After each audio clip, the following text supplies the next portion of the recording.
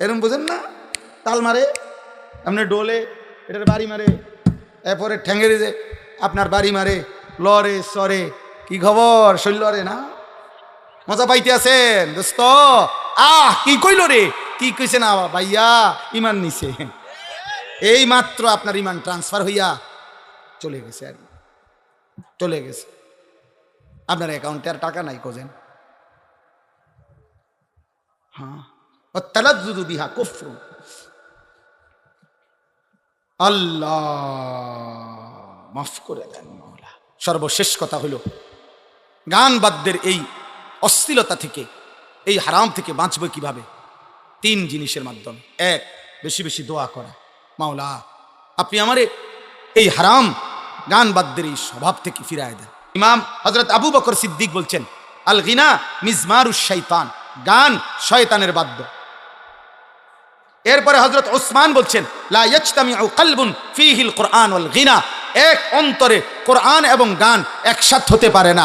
যেই দিলে গান আছে সেই দিলে কোরআন আসবে না, যেই দিলে কোরআন আছে ইনশাআল্লাহ সেই দিলে গান আসবে না, গান আসবে না।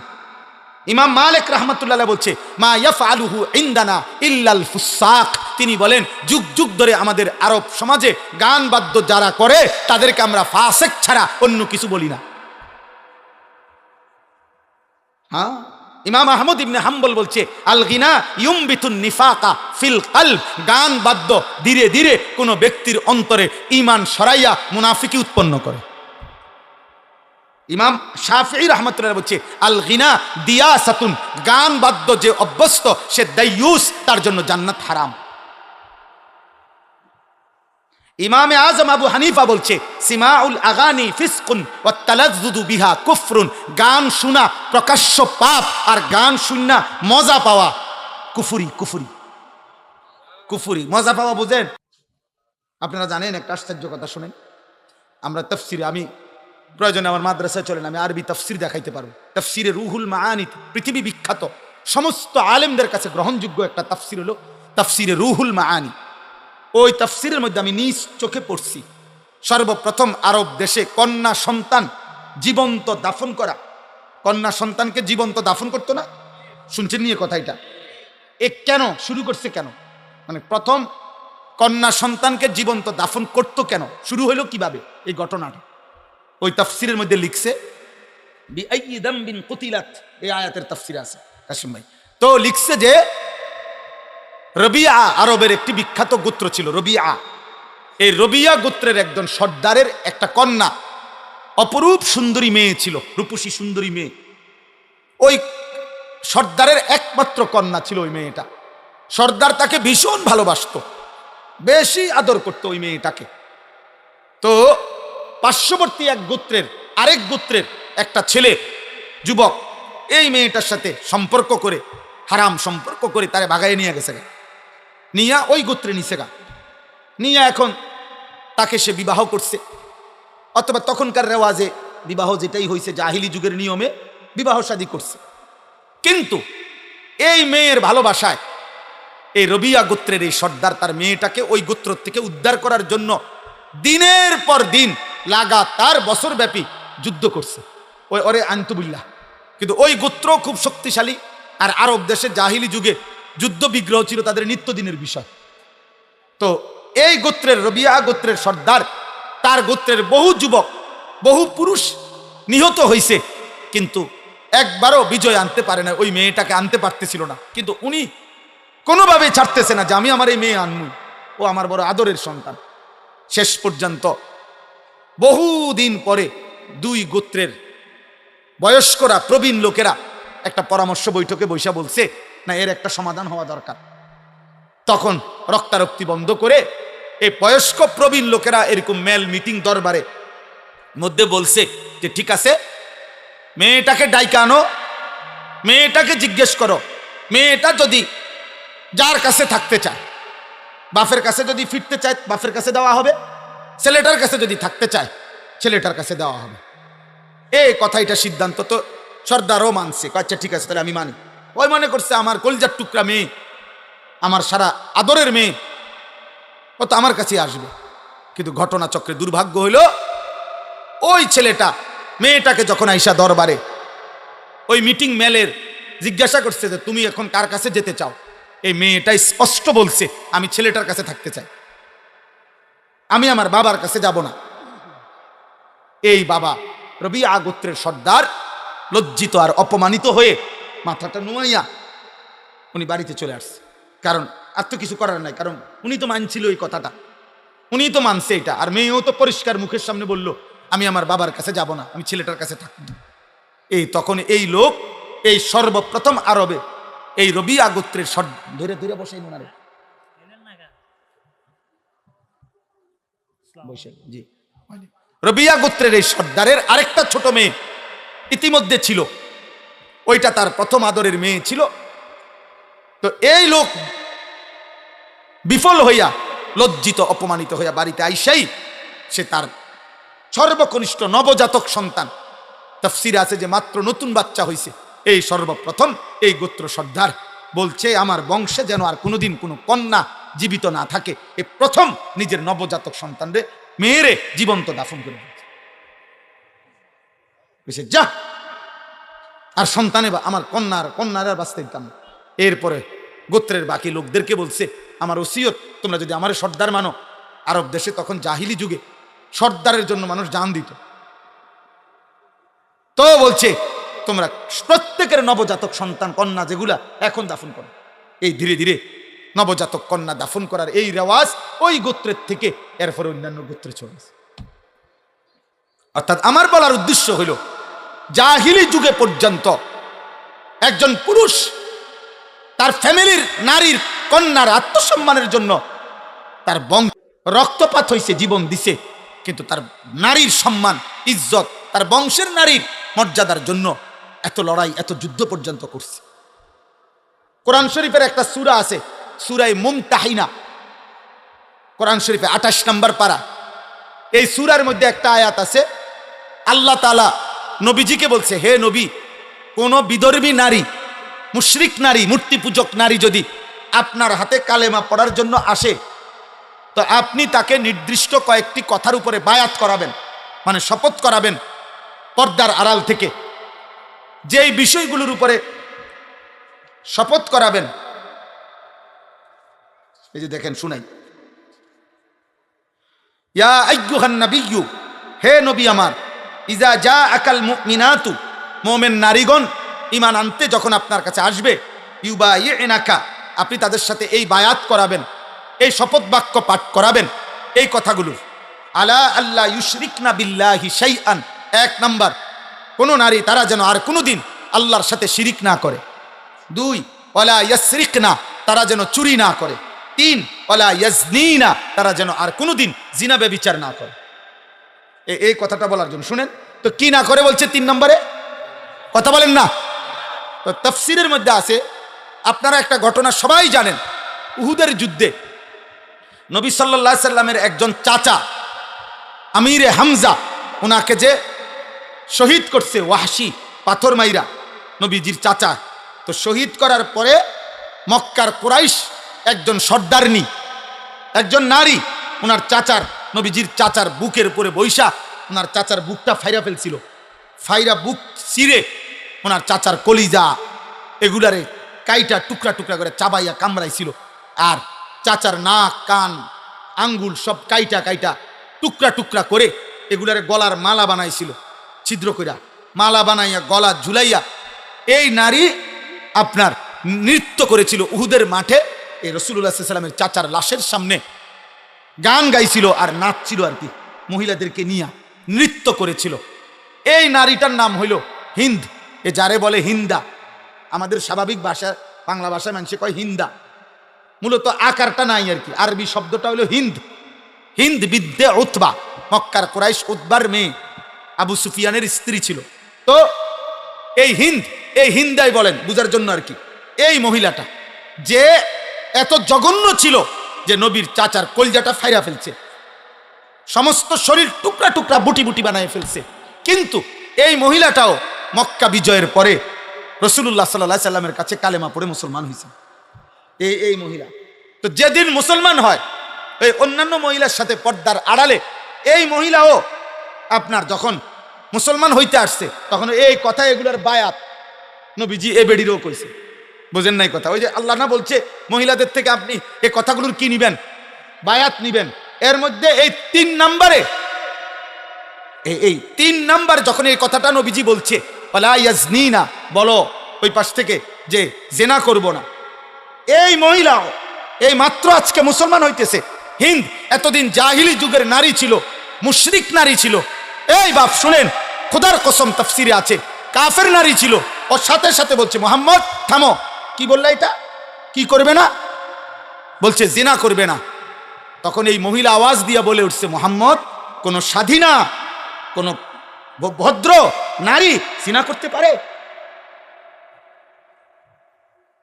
অর্থাৎ এটা কি বললা? আমি তো জাহিলি যুগে যখন মুশরিক ছিলাম, আমার এই মুশরিক জামানা তো আমি কোনোদিন জিনা করিনি। কসম খোদা, তুমি এটা কি বললা? এ কথা আবার শপথ করতে হবে কেন? কোন নারী, স্বাধীনা সম্ভ্রান্ত নারী জিনা করতে পারে, পরপুরুষের সাথে হারাম সম্পর্ক করতে পারে? এটা কি আশ্চর্য কথা! তাহলে এক মুশরিক নারীর ভিতরে যদি জাহিলি যুগে এই আখলাক থাকে, আমাদের কি আখলাক হওয়া উচিত বলেন? দয়া করে রাগ হইয়েন না, বুঝতে শিখেন, বুঝতে শিখেন। এই ছোট্ট ছোট্ট আমাদের বালিকাদের 2-4টা মাদ্রাসা আছে।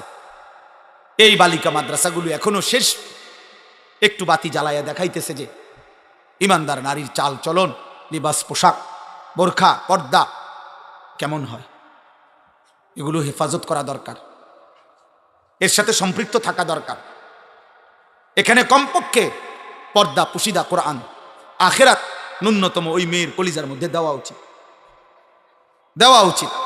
কোনোভাবেই নিজে এবং নিজের পরিবারের সদস্যদেরকে অশ্লীল, ফাহেসা, বেহুদা, অনর্থক কাজে, কথায় সাথে না জুড়াইয়া আল্লাহর কোরআন, রসুলের সুন্নাহর সাথে মিলানো উচিত।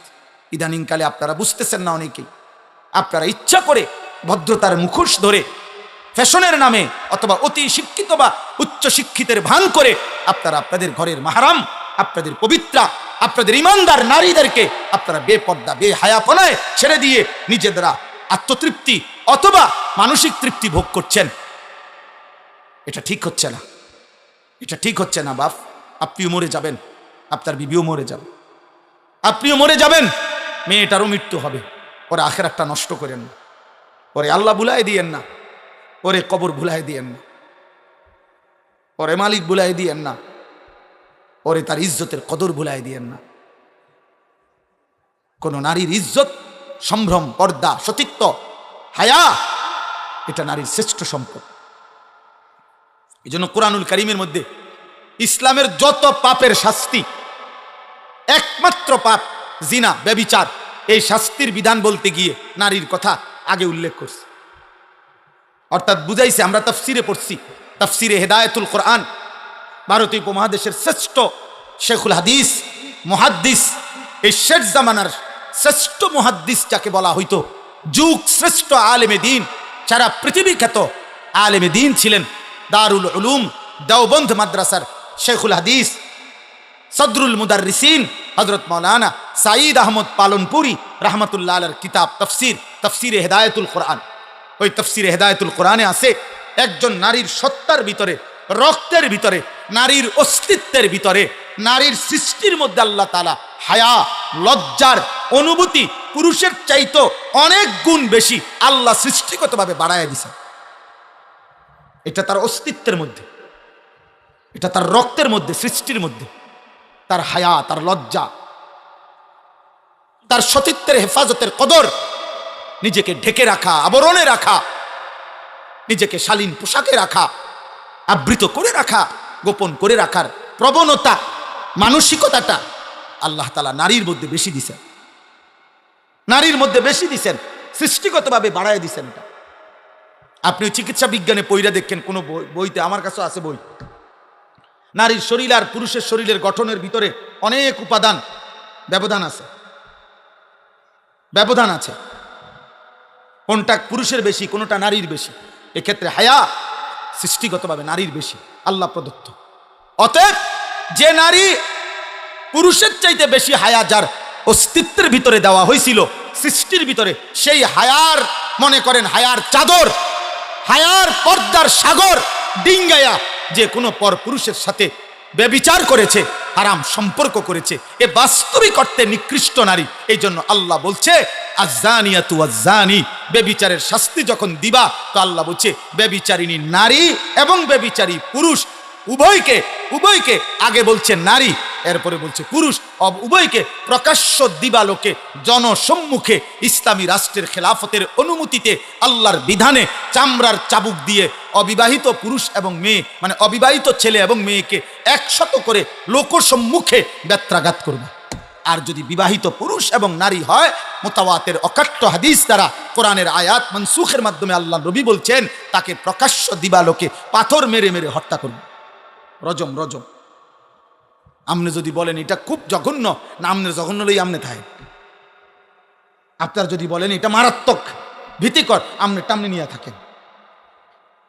আল্লাহ তাআলা বলছে ওয়ালা ইয়াখুজকুম বিহিমা রাফাতুন ফি দীনিল্লাহ, ব্যভিচারের শাস্তি দিতে গিয়ে কারো দিলে যেন এক বিন্দু দয়া মায়া অনুকম্পা না আসে, সাবধান। আল্লাহ বলছে বেশি আলগা ফিরিত দেখাইও না, আলগা মায়া দেখাইও না, আলগা মায়া দেখাইও না। আমি আল্লাহ আরহামুর রাহিমিন, আমি রহমান, আমি রহিম। তোমার কলজার মধ্যে যেই মায়া এটা আমি দিছি, তোমার মার কলজার যে মায়া আমি দিছি, তোমার বাপের কলজার মধ্যে যেই মায়া আমি দিছি, এই গোটা সৃষ্টির মধ্যে যত প্রতিটা সৃষ্টিতে যত মায়া এটা আমি আল্লাহ দিছি, ভালোবাসা আমি দিছি, মায়া দয়া আমি দিছি, আমার থেকে দেওয়া, তুমি আমার থেকে বেশি দয়া বোঝো না। অতএব আমার ভাই, আমার বন্ধু, আমি মহিলা মাদ্রাসার মাহফিল, বালিকা মাদ্রাসা, এই জন্য এগুলো বলছি, এতগুলো কথা শক্ত বললাম এই কারণ। আপনার মেয়েকে ফিরান, আপনার মেয়ের আখলাকের আপনি পড়ান, কোনো অসুবিধা নাই।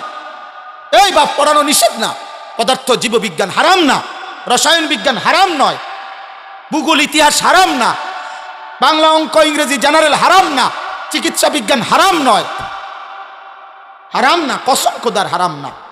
আপনার জ্ঞান, আপনার সন্তানের জ্ঞান আটলান্টিক মহাসাগর পরিমাণ হোক, হিমালয় পর্বতের উচ্চতায় পৌঁছে যাক আপনার সন্তানের জ্ঞান, আমরা দোয়া করি। কিন্তু আল্লাহ ভুলাই দিলেন কেন? আখিরাত ভুলাই দিলেন কেন? নামাজ ভুলাই দিলেন কেন? কোরআন ভুলাই দিলেন কেন? আমি আজকেও মাগরিবের পরে বলছি, যেই জবান, যেই জিব্বা রবের কোরআন পড়তে জানে না, আহা জিব্বা, তুমি জীবনে কথা বলার কোনো মজাই পাও না। কথার কত স্বাদ, জিব্বার কথা বলার যে মজা, তুমি সেই মজাই পাও না। তুমি জীবনে জিব্বার কোনো স্বাদই পাও না। আমি সবসময় বলি, যেই চোখ মালিকের ঘর দেখে নাই, কাবার কালো গিলাফ দেখে নাই, মদিনার সবুজ গম্বুজ দেখে নাই, ও তো দেখার কোনো মজাই পায় না। ও আর দেখলোটাই কে? কালো গিলাফ যে দেখে নাই, সবুজ গম্বুজ যে দেখে নাই, ওই চোখ আর দেখলো কি বেটা? কক্সবাজার 1 কোটি বার দেখলেও তো কালো গিলাফের সৌন্দর্যের সামনে কিচ্ছু না। পৃথিবীর সমস্ত নয়নাভিরাম প্রাকৃতিক সৌন্দর্য যিনি দান, সমুদ্রের প্রতিটা ঢেউ তো রবের দান। হ্যাঁ, এই পৃথিবীর দার্জিলিং বলেন আর যাই বলেন, সব সুন্দর, ফুলের যত সুন্দর, গাছের যত সুন্দর, সাগরের যত সুন্দর, নদীর যত সুন্দর, এ তো মহান আল্লাহর দান। সেই মালিক চারিদিকে যত সৌন্দর্য যিনি দিছেন, তিনিই বলছেন আমি আমার কায়নাতের সবচেয়ে বেশি সৌন্দর্য আমার মদিনার বন্ধু, আমার মাহবুব, আমার রসুলকে দিয়েছি। আছে খুবা হামা দারান তু তানহা দারি। আল্লামা ইকবাল বলছে, হে নবী, 1.25 লক্ষ নবীর যত সিফাত, গুণ, বৈশিষ্ট্য একা আপনার মাঝে যদি তালাশ করি, সব আপনার মাঝেই খুঁজে পাই। আপনি একাই সব। আপনি হাসলে পৃথিবী হাসে, আপনি কাঁদলে পৃথিবী কাঁদে। আপনার হাসিই সেরা, আপনার কান্নাই সেরা, আপনার জীবনের সব কিছু সেরা। ওয়া ইন্নাকা লাআলা খুলুকিন আযীম। আমরা তাফসীরে পড়ছি, এই পৃথিবীর যত উত্তম গুণ আছে, চরিত্রের যত উত্তম গুণ, ধৈর্য, সাহসিকতা, বীরত্ব, আল্লাহ ভীরু, পরোপকার, মানবতা, যা বলেন, মানুষের চারিত্রিক সৌন্দর্য গুণ বলতে মানুষ যা কল্পনা করে, এরকম প্রত্যেকটি চারিত্রিক গুণকে যদি বলা হয়, হে হে গুণ, তোমার গুণটা সব সবচেয়ে সুন্দর, শ্রেষ্ঠ, পূর্ণাঙ্গ, সর্বোচ্চ কেমন হওয়া উচিত এটার একটা আকৃতি, একটা মানুষের আকৃতি ধরে দেখাও যে ধৈর্যের সর্বোচ্চ কেমন হওয়া উচিত, সাহসিকতার সর্বোচ্চ কেমন হওয়া উচিত, একটা আকৃতি ধরে দেখাও তো। যদি এরকম প্রতিটি গুণকে বলা হয় তোমার শ্রেষ্ঠর সৌন্দর্যটা, শ্রেষ্ঠ রূপটা তুমি একটু আকৃতি ধরে দেখাও। তাফসিরে লিখছে খোদার কসম প্রতিবার প্রতিটি উত্তম চরিত্রের মধ্যে যার চেহারা ভেসে উঠবে তিনি মুহাম্মদ সাল্লাল্লাহু আলাইহি ওয়াসাল্লাম। ধৈর্যে যিনি সেরা তিনি মুহাম্মদ, বীরত্বে যিনি সেরা তিনি মুহাম্মদ, সাহসিকতায় যিনি সেরা তিনি মুহাম্মদ, মানবতায় যিনি সেরা তিনি মুহাম্মদ, পরোপকারে যিনি সেরা তিনি মুহাম্মদ, রাতের অন্ধকারে যার চরিত্র পবিত্র তিনি মুহাম্মদ, দিনের আলোয় যার চরিত্র পবিত্র তিনি মুহাম্মদ, লেনদেনে যিনি পবিত্র তিনি মুহাম্মদ, সব গুণে সর্বশ্রেষ্ঠ তিনি মুহাম্মদ সাল্লাল্লাহু আলাইহি ওয়াসাল্লাম। কারে ছেড়ে দিলা বাপ? কোন বেঈমানের চুল রাখলা? এই মুসলমানের বাচ্চা, কোন বেঈমানের চুল রাখলা? একটা ছেলে বেটা হলে এখন দাঁড়া বেটা, এখন বল। যে সমস্ত মুশরিকের মতে যে ডান দিকে বড়, বাম দিকে বড়, সামনে বড়, একটা চুলের সনদ বলো যে পৃথিবীতে প্রথমে এই চুলটা কে রাখছে, এরপরে এটা কেমনে কেমনে এই সাবের বাজার পর্যন্ত আইছে, কেমনে নিশ্চিন্তপুর আইলো, কেমনে ক্যান্টনমেন্ট আইলো, কেমনে এটা সনদ কর বলো। আমরা বলতে পারবো, পাঞ্জাবির সনদ বলতে পারবো আমরা, টুপির সনদ বলতে পারবো আমরা, দাড়ির সনদ বলতে পারবো আমরা, চুলের সনদ বলতে পারবো আমরা, লুঙ্গির সনদ বলতে পারবো আমরা। পিছন থেকে বললে শেষ পর্যন্ত পৌঁছবে। লুঙ্গি নবী মুহাম্মদ সাল্লাল্লাহু আলাইহি ওয়াসাল্লাম পরিধান করতেন। মাথা মোবারক সর্বদা নবী সাল্লাল্লাহু আলাইহি সাল্লাম টুপির মতো কোনো গোলাকার জিনিস দিয়ে তিনি ঢেকে রাখতেন। নবী সাল্লাল্লাহু আলাইহি সাল্লাম মৃত্যু পর্যন্ত দাড়ি রাখছেন। নবী সাল্লাল্লাহু আলাইহি সাল্লাম মৃত্যু পর্যন্ত কামিজ পাঞ্জাবি পরিধান করেছেন। নবী সাল্লাল্লাহু আলাইহি ওয়াসাল্লাম গেঞ্জি পরিধান করতেন। নবী সাল্লাল্লাহু আলাইহি সাল্লাম মিসওয়াক করতেন। নবী সাল্লাল্লাহু আলাইহি সাল্লাম মোস ছোট করতেন। আমারটার রেফারেন্স আমি বললাম, তোমারটার সনদ তুমি বলেন। সনদ বুঝেন? সনদ মানে পিছনের সূত্র বলেন আর কি। দাড়ি কাটুন না একজন কন, আমনের সনদ কন। পৃথিবীতে প্রথম দাড়ি কাটছে কে? এরপরে এটা ডিজাইন হিসাবে ঘোষণা দিল কে? এরপরে এটা হ্যান্ডসাম হিসাবে ঘোষণা দিল কে? 1900 কত সালে এটা সিদ্ধান্ত হইল যে ইহা হ্যান্ডসাম? হ্যাঁ হ্যাঁ, না এটা বলেন বলেন, আমরা একটু উপকার হইলে হইলে বিষয়টা বুঝলাম আর কি। বলেন বলেন যে কোথায়, জাতিসংঘের কোন অধিবেশনের সিদ্ধান্ত হয়েছে এটা? অক্সফোর্ডের কোন গবেষণার মধ্যে এটা প্রমাণিত হয়েছে?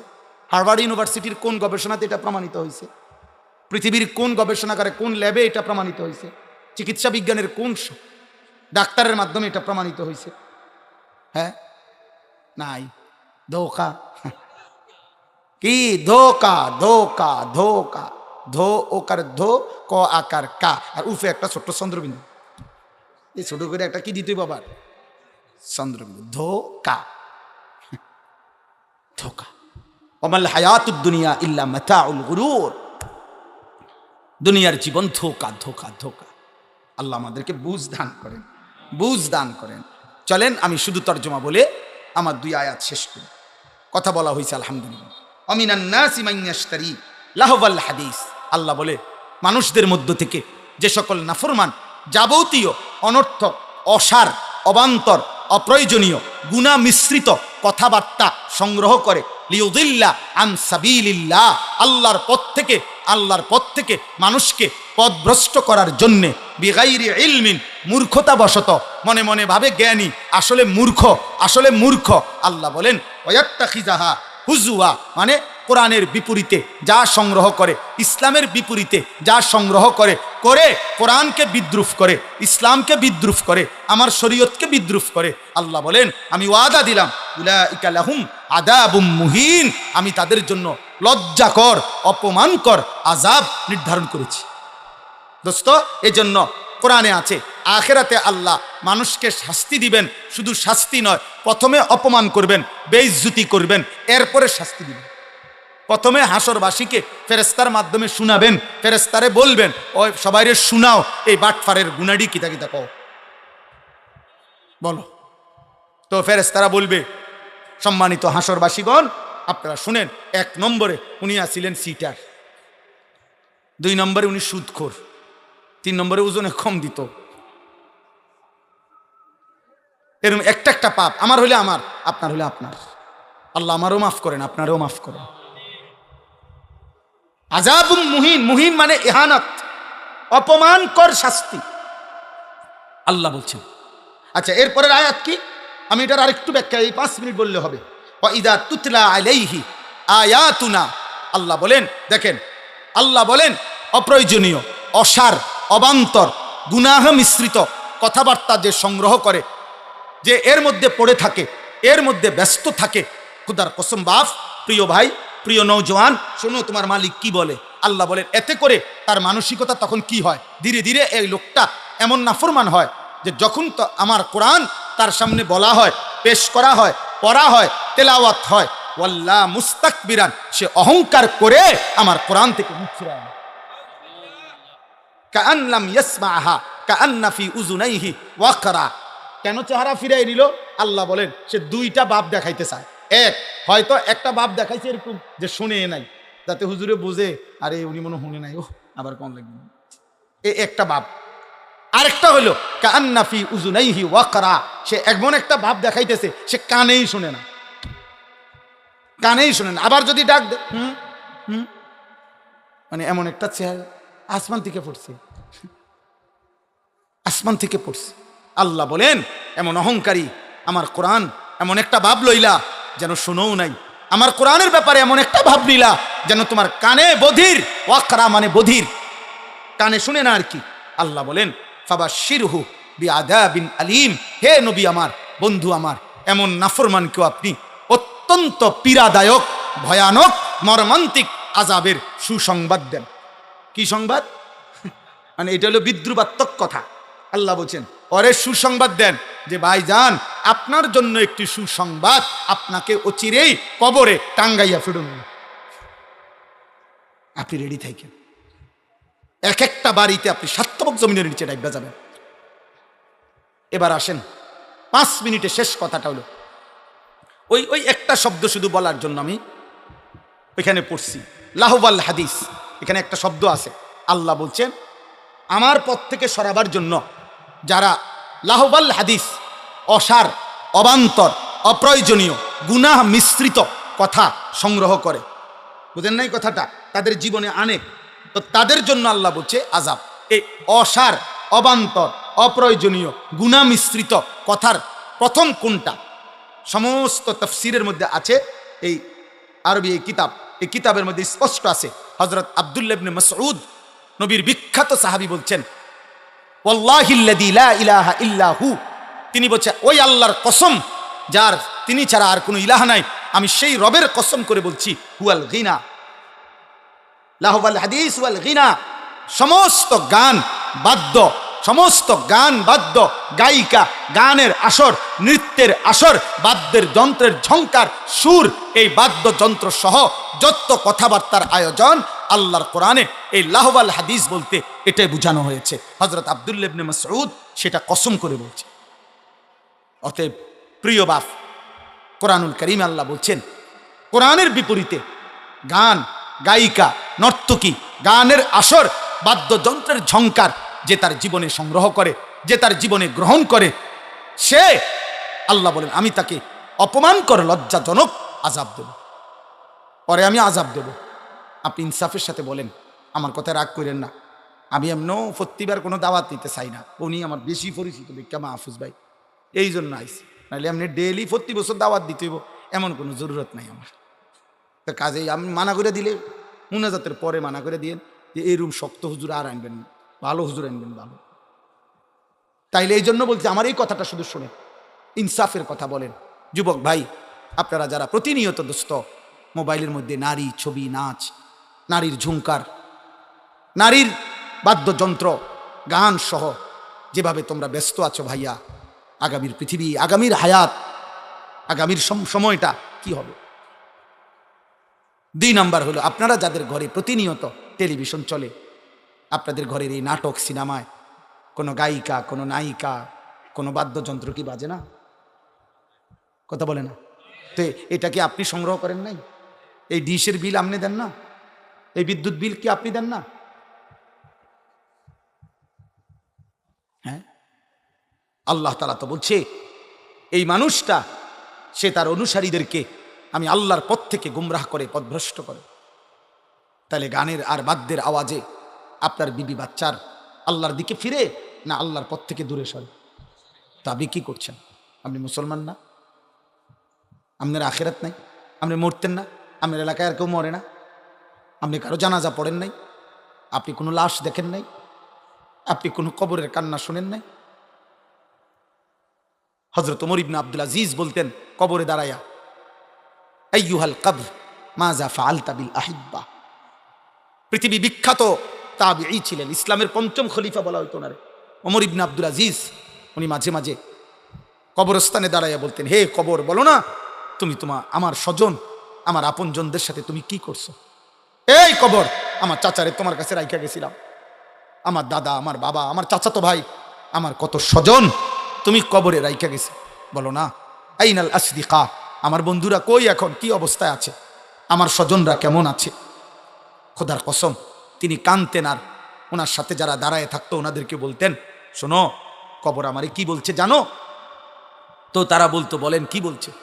ওমর ইবনে আব্দুল আজিজ বলতো, আল্লাহর কসম কবর আমাকে বলতেছে, ওমর ইবনে আব্দুল আজিজ, তোমার প্রতিটা স্বজনের শরীরের প্রতিটা চোখ, নাক, কান, অঙ্গ প্রত্যঙ্গ আমি আমি টুকরা টুকরা করে ছিন্ন ভিন্ন করে মাটির সাথে মিশাই দিছি। আমার মাটি আমি আমার সাথে মিলাই দিছি। মানুষ কিসের তৈরি? এজন্য কবর বলে, আমার মাটি আমি আমার সাথে কি করে লাইছি? মিশাই নিছি, মিশাই নিছি। অতএব দোস্ত আমার, আল্লাহ তাআলা বলছেন এখানে যে আমি তাকে কিন্তু কঠিন আযাব দেব। দুইবার বলছে, আমার কোরআন থেকে উল্টা করে দিলা। একবার বলছে আযাবুম মুহিন, লজ্জাজনক আযাব। আরেকবার বলছে বি আযাবিন আলিম, যন্ত্রণাদায়ক আযাব।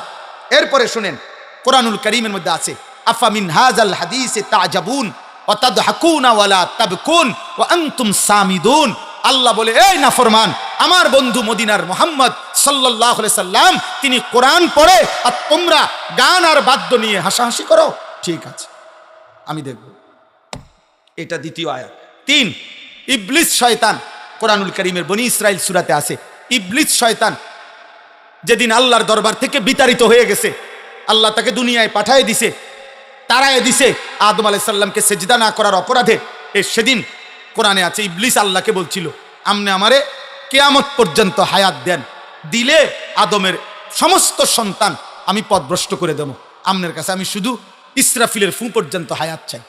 আল্লাহ বলছে, যা দিলাম দিলাম। এরপরে বলছে, হে ইবলিস, তুমি তোমার দল বল, সৈন্য সামন্ত, অশ্ব ঘোড়া, মানে যা আছে সব নিয়া, এবং তোমার সুর, তোমার কণ্ঠ, তোমার আওয়াজ দিয়া তুমি যত পারো আমার বান্দাকে তোমার অনুসারী করে নিও। ওয়াস্তাফজিজ মানিস্তাতা মিনহুম বিসাউতিকা, তোমার আওয়াজ দিয়ে, তোমার শব্দ দিয়ে তুমি যতজন পারো আমার বান্দাকে নিয়ে নিও তোমার দলে। শুধু আমার যে বান্দা তোমার দলে যাবে, পরে শুধু একটা কথা শুধু বলবা, আমি তোমারে আর তোমার অনুসারীদেরকে দিয়ে জাহান্নাম পূর্ণ করব। শুধু এই কথাটা করবে, শুধু এই কথাটা বইলা। এখানে স্পষ্ট আছে, মুজাহিদ সাউতুশ শাইতান ওয়াল গুনা। আল্লাহ যে বলছে, শয়তান তুই তোর সুর, তোর আওয়াজ দিয়ে আমার বান্দাদেরকে গুমরা করিস। তো এই শয়তানের আওয়াজ কি? গান, বলে না? গান, গান, গান, বাদ্য, বাদ্য।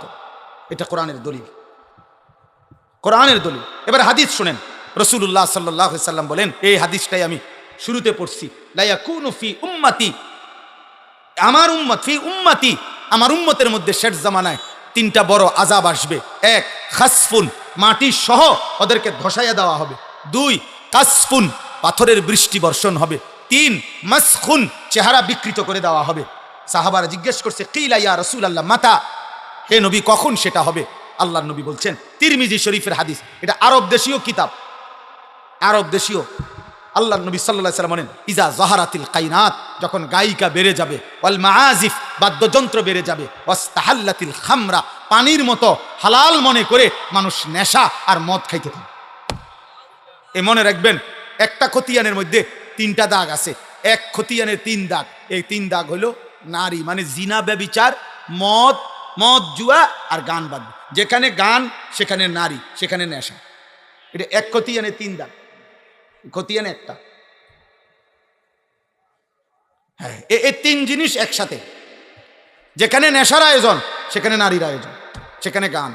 যেখানে গানের আয়োজন সেখানে নারীও আছে, নেশাও আছে। যেখানে নারী আছে জিনা ব্যভিচারের ব্যবস্থা, সেখানে নেশাও আছে, গানও আছে। বোঝেন না কথাটা? এটা কি এক খতিয়ানে, এক খতিয়ানে। অতএব স্পষ্টভাবে চেহারা বিকৃত হয়ে যাবে। মুসলমানের সন্তান ভাইয়া, ইনসাফ থাকলে কোনো ভদ্র পুত পবিত্র ইমানদার কিশোর যুবক যে 5 ওয়াক্ত নামাজ পড়ে, তোমার এলাকার যদি এমন কেউ থাকে, তো তোমরা যারা নামাজ পড়ো না, নারী ছবি, মোবাইলের অশ্লীল দৃশ্য রাতভর দিনভর দেখো, আল্লাহর কসম বিবেক থাকলে দোনোজনের চেহারা একসাথে মিলাইয়া নিও, তো দেখবা তোমার চেহারার সুরত কি। অর্ধেক ডিসকালার হয়ে গেছে, বেডি চাইতে চাইতে, নর্তকী দেখতে দেখতে অর্ধেক চেহারা বসকাই গেছে, সাফা সুফা কড়িমড়ি ভিতরে ঢুকিয়ে গেছে অর্ধেক। জি জি জি, আমরা জানি, আমরা জানি। চুল দিয়া চেহারা ঢাকা যায় না, চুল আরো লম্বা করলেও চেহারা ডাকবে না। এই জন্য তো তোমার ইবলিসে আগেই বলে দিছে, দুষ্ট শয়তানের অনুসারীরা, যে তোমারে কাম দিলাম, এরকম করবা, চুল ফিরাইবাস। আচ্ছা, আমার একবারে বেশি চিন্তা লাগে এটা, আজ বেশি রাইতে হয়ে গেছে। এরপর আপনাদের একটা জিগাই আরি, আমরা অপসরা সিজন আমরা একটা জিগাই। আচ্ছা বলেন যে এইখানে বৈশা যদি একটা লোক এইখানে দাঁড়াইয়া এই নিজের এই হাতটাকে এমন করে, মনে করেন 5 মিনিট করলো, আচ্ছা যেই কোনো মানুষকে বোমা এই পাগল এনে খার করে দেবে, বলবে কিনা বলে, এই থেকে এরম করে, কিরে ভাই আপনার কি সমস্যা, আপনি এরম করেন কা? তা তুমি কে এরম করো ভাইয়া? তুমি চুলেটার এমন করো কেন? তোমারে কোন মাতালে এই বুদ্ধি দিল যে এটা ফ্যাশন? এটা তো তোমার একটা আকাম ধরাই দিল, তোমার তো একটা ফালতু কামেনা ধরাই দিল। এতে বেলা তুমি মুড়ি বাজদা, তুমি হ্যাঁ বাদাম বাজতা, মাশাআল্লাহ কমপক্ষে 300 টাকার বাদাম বেচতে, এতটি লোক বাদাম কিনলে ফায়দা হইতো। এই জন্য আমার শায়েখ আল্লামা মুফতি মুশতাকুন নবী কাসিমি হুজুর বলছেন, আমার মাদ্রাসা ওই দিন বৃহস্পতিবারে যুবকদেরকে বলতে গিয়ে, হে যুবক, প্রয়োজনে তুমি 12 ঘন্টা হালাল উপার্জনের জন্য কর্ম করো, আল্লাহ নারাজ হবে না একবারও। তুমি শুধু সেজদা দিও, নামাজের ওয়াক্তে নামাজ পড়ো, আল্লাহর মুখে মুখে ডাইকো, আর 12 ঘন্টা 18 ঘন্টা প্রয়োজনে উপার্জন করো, রোজগার করো। রোজগার করে যদি তুমি 1000 কোটি টাকার মালিক হও, হালাল উপার্জন করে, খোদার কসম আল্লাহ নারাজ হবে না, নারাজ হবে না, নারাজ হবে না। তুমি উপার্জন করো, তুমি মারি কাটো বেটা, কিছু একটা করো। 18 বছর বয়সের যুবক এত অপদার্থ হয় কেমনে যে টোটো টোটো করে ঘুরে? 8 ঘন্টা, 3টা থেকে রাত 11টা, 8 ঘন্টা যে ঘুরলা এই পৃথিবীতে, কর্মের ঘন্টা 8 ঘন্টা। সারাটা দেশে অগণিত মানুষের কর্মস্থলে কর্মঘণ্টা কত? 8 ঘন্টার ডিউটিতে 40,000 টাকা বেতন পায়। এই 8 ঘন্টার ডিউটিতে 1 লক্ষ টাকা বেতন পায়। এই 8 ঘন্টার ডিউটিতে গার্মেন্টস চলে, মেল চলে, ফ্যাক্টরি চলে, সমস্ত সরকারি প্রতিষ্ঠানগুলোতে সকাল 8টা থেকে বিকাল 4টা পর্যন্ত 8 ঘন্টার ডিউটি হয় না? তাইলে 8 ঘন্টায় তো রাষ্ট্র চলে, 8 ঘন্টায় তো পৃথিবী চলে।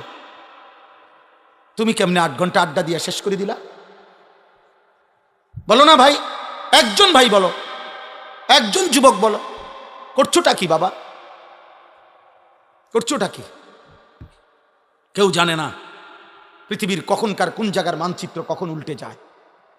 সুদান সম্পর্কে কেউ ভাবে নাই এমন নির্মম একজন মানুষ, একজন কসাই, একজন ব্যক্তি তার জঘন্য কিছু অনুসারী নিয়ে এভাবে বনি আদমকে জবাই করে ফেলবে, কেউ জানতো না। কিন্তু রক্তের বন্যা বহায় দিছে, রক্তের বন্যা বহায় দিছে। অতএব দোস্ত, তোমার আমার বাবা বিদেশ অথবা উপার্জন করে, অতএব আজীবন মৃত্যু পর্যন্ত আমাদের জীবনের কোনো অসুবিধা হবে না। এই নিরাপত্তা কে দিল বাপ? কে দিল? আল্লাহ আমাদেরকে হেফাজত করেন। অতএব আজকে এই নিয়ত করেন, গান বাদ্য থেকে বেঁচে থাকবো ইনশাআল্লাহ। বলেন ইনশাআল্লাহ। ইমাম হযরত আবু বকর সিদ্দিক বলছেন, আল গিনা মিজমারুশ শাইতান, গান শয়তানের বাদ্য।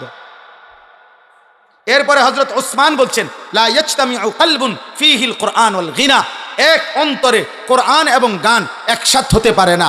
যেই দিলে গান আছে সেই দিলে কোরআন আসবে না, যেই দিলে কোরআন আছে ইনশাআল্লাহ সেই দিলে গান আসবে না, গান আসবে না।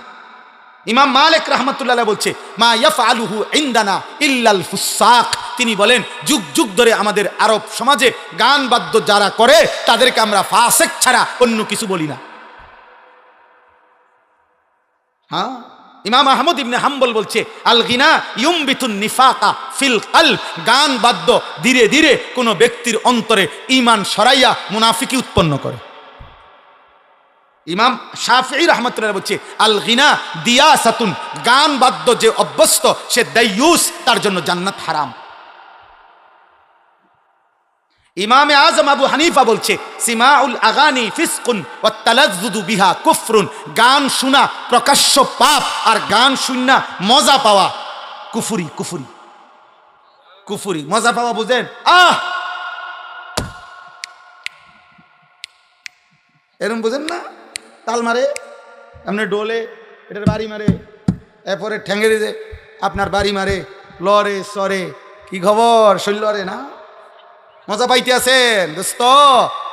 কি কইল রে, কি কইছে না ভাইয়া, ইমান নিছে, এই মাত্র আপনার ইমান ট্রান্সফার হইয়া চলে গেছে, আর চলে গেছে, আপনার অ্যাকাউন্টে আর টাকা নাই কোজেন। হ্যাঁ, তালাজ্জুদু বিহা কুফর। আল্লাহ মাফ করে দেন মাওলা। সর্বশেষ কথা হলো গান বাদ্যের এই অশ্লীলতা থেকে, এই হারাম থেকে বাঁচব কিভাবে? 3 জিনিসের মাধ্যমে। 1, বেশি বেশি দোয়া করা, মাওলা আপনি আমারে এই হারাম গান বাদ্যের এই স্বভাব থেকে ফিরায় দেন।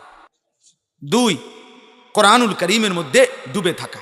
কমপক্ষে এতটুকু করো যুবক ভাই, বাবা যদি কোরআন আপাতত পড়তেও না পারেন শিখতে চেষ্টা করেন, আর না হয়তো কমপক্ষে চেষ্টা করেন একদিকে শিখতে আর আরেক দিকে প্রতিনিয়ত কোরআনুল কারীমের তিলাওয়াতের মধ্যে ডুবে যান। কোরআন শুনেন, কোরআন তিলাওয়াত শুনেন, কষ্ট হইলেও শুনেন, বারবার শুনেন। মনে করেন প্রথম অশান্তি লাগতে আছে, পেরেশানি লাগতে আছে, বারবার মন চাইতেছে গান বাদ্য নাটক সিনেমা শুনতে, না কোরআন শুনেন, আবার শুনেন, আবার শুনেন, ওষুধের মতো শুনেন। আমারে একটা হোমিও ডাক্তারে গ্যাস্ট্রিকের একটা ওষুধ দিছে, এটা এমন তিতা, আমি মানে চোখ বন্ধ করে এমনি খাইয়া লাগে, এটা বেশি তিতা, সিরা ফিরা এ কদ্দুর খাইতে মানে আমার একটা মানে শোল্ডারের মধ্যে কাঁপ দিয়ে ওটা এটা খাইতে বলি। কিন্তু উনি দেখছি যে উপকার আছে, খুব উপকার হয়েছে, ফায়দা পাইছি। খুব তিতা, বেশি তিতা এটা। তাহলে মনে করেন তিতার মতোই আপনি কিছুদিন চেষ্টা করেন, ইনশাআল্লাহ অচিরেই ধারাবাহিক যুবক ভাই আল্লাহর কোরআন শুনতে শুনতে, কোরআন শুনতে শুনতে, কোরআন শুনতে শুনতে রব তোমার কলিজার মধ্যে কোরআন বসায় দিবে। 3 নাম্বার হলো মৌতের ফিকির। মৌতের ফিকির এখানে স্পষ্ট লিখছে, এটা আরবি কিতাব, আল্লামা ইমাম ইবনুল কাইয়িম রাহমাতুল্লাহ উদাহরণ দিছে, অনেক লম্বা, আমি আর পড়তেছি না। অনেকগুলো ঘটনা লিখছে পূর্ববর্তী জামানায়, কসম খোদার এখানে আছে পূর্ববর্তী জামানায় এমন অনেক ব্যক্তির জীবন এমন গেছে, আহা, যে মৃত্যুর সময়, এখানে ডাইরেক্ট আছে কাসেম ভাই লিখছে, যে মৃত্যুর সময় ওই ব্যক্তি যে নিয়মিত গান শুনতো তাকে বলা হয়েছে কুল লা ইলাহা ইল্লাল্লাহ, তুমি লা ইলাহা ইল্লাল্লাহ পড়ো, ওয়ালাকিন ইউরাদ্দিদু আবিয়াতাম মিনাল আগানি, কিন্তু সে বারবার যতবার বলে তাকে কালেমা পড়ো, সে ততবার গানের বাক্য দোহরায়। হাত্তা মাতা বিলা কওলি লা ইলাহা ইল্লাল্লাহ, এমন কি ওই নাফরমান উনি লিখছেন লা ইলাহা ইল্লাল্লাহ বলা ব্যতীতই তার মৃত্যু হয়ে গেল। এই জন্য গান বাদ্যে এ টুং টুং টুং টুং সুর ঝংকার, নারীর নৃত্য, গায়িকার আসর, প্রিয় ভাই প্রিয় বাপ, রাত গভীরে অনেক কষ্ট দিলাম, লম্বা বয়ান হয়ে গেছে, আপনাদেরকেও কষ্ট দিছি।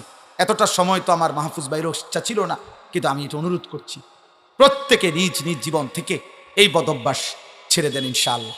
আল্লাহ আপনাদেরকে তৌফিক দেন, কবুল করেন। আগামী 20 তারিখ 20 নভেম্বর, কি বার? বৃহস্পতিবার, ইনশাআল্লাহ আমাদের এখানে সাহেবের বাজার আপনার ইউনিয়ন পরিষদের পাশে, আপনারা জানেন আলহামদুলিল্লাহ ময়নামতি দারুল আহকাম মহিলা মাদ্রাসা, ওইটাও আলহামদুলিল্লাহ প্রাচীন এবং আমাদের এই অঞ্চলের মেয়েদের জন্য সবচেয়ে বড় মাদ্রাসা, এবং দাওরায়ে হাদিস মহিলা মাদ্রাসা, ওই মাদ্রাসার বার্ষিক মাহফিল 20শে নভেম্বর। আপনাদের দাওয়াত, আমারও দাওয়াত, আমারও দাওয়াত। সর্বশেষ একটা মিনিট আমি এখনই দোয়া করছি, আর যাইয়েন না, 1 মিনিট আমি একটা ছোট্ট অনুরোধ করি। আলহামদুলিল্লাহ মাদ্রাসা, আমাদের প্রিয় ভাই মাওলানা মাহফুজ ভাই, আমরা শুরুর থেকেই মাদ্রাসায় আসছি, মুসলমানের ইমানদার কন্যাদেরকে দিন শিখাচ্ছে। আপনাদের প্রত্যেকের কাছে আমার শায়েখ আল্লামা মুফতি মুশতাকুন নবী সাহেব আমার একটা ওসিয়ত করছে সব সময়, যে মাওলানা যখনই ভালো কাজ দেখবেন, যেখানেই নেক কাজের কোনো আয়োজন দেখবেন, কিছু না কিছু দিয়ে আপনিও শরীক থাকবেন। হুজুর এটা সব সময় বলতেন, বলে আমারে অনেক বলছে, যেখানেই ভালো কাজ দেখবেন, নেক কাজ, ওইখানে যদি আপনিও একটু দিয়া অংশগ্রহণ করেন, হতে পারে আর কোনোদিন আপনার নামও কেউ জানলো না, কিন্তু হাসরের ময়দানে এরকম বহু জায়গার নেকি একসাথে দেখে আপনি খুশিতে আনন্দে আত্মহারা হয়ে যান। হ্যাঁ, আত্মহারা হয়ে যান। দেখবেন চলার পথে আপনি কোথাও কোনো মসজিদের 100 টাকা দিছিলেন, তো সেই 100 টাকার নেকিও আপনার নামে অনেক জমা হয়েছে। এই জন্য এই মাদ্রাসাটা তো আলহামদুলিল্লাহ আমরা প্রত্যেকে 2টা মিনিট আপনারা যদি পকেটে হাত দেন, যার যার ভালোবাসা তৌফিক অনুপাতে, মুসলমানের কন্যারা অনেক দুর্বল, অনেক অসহায় মেয়েও পড়ে, তাদের জন্য আর্থিক যেন সহযোগিতা করা যায়, সব মিলিয়ে মাদ্রাসাটা যেন তার দ্বীনি কার্যক্রম চালাইতে পারে, প্রত্যেকের ভালোবাসা নিয়ে যেটুকু হয় আপনারা একটু সহযোগিতা করেন। 2 জন ভাই 4 জন ভাই উঠাইয়া টাকাটা নিয়ে নেন, দেন, থাকলেই দেন, না থাকলে দোয়া করেন, আল্লাহ আপনাদেরকে তৌফিক দেন, কবুল করেন। মাশাআল্লাহ। কাসিম ভাই কি অতিথি নাকি? মৌলানা আবুল কাসিম ভাই 1000 টাকা দিয়েছেন, আল্লাহ কবুল করেন, আলহামদুলিল্লাহ। আমাদের মাদ্রাসা ওই আশরাফুল উলুম বিন্দারসর প্রত্যেক মাসের 2য় শনিবার মাসিক ইসলাহি মাহফিল হয়, আজকেও হইছে, আমি সেখান থেকেই আসছি। 2য় শনিবার মাসের মা বোনদের জন্য সকাল 10টা থেকে, মাশাআল্লাহ।